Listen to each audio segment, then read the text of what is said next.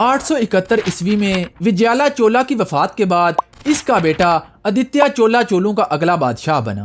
पांड्या बादशाह जो पहले ही चोलों को शिकस्त दे चुका था, अब पल्लवों को शिकस्त देकर अपनी सरहदों को मजीद फैलाने का ख्वाहिशमंद था।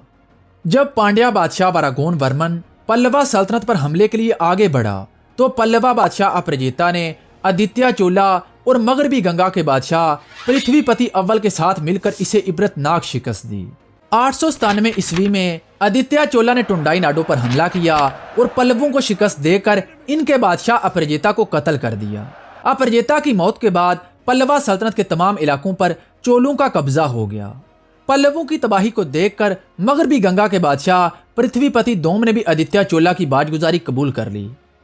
इसके बाद आदित्य चोला ने कोंगो नाडो पर हमला किया और पांड्या बादशाह प्रांत का वीर नारायण को भी शिकस्त देकर इसके कई इलाकों पर कब्जा कर लिया।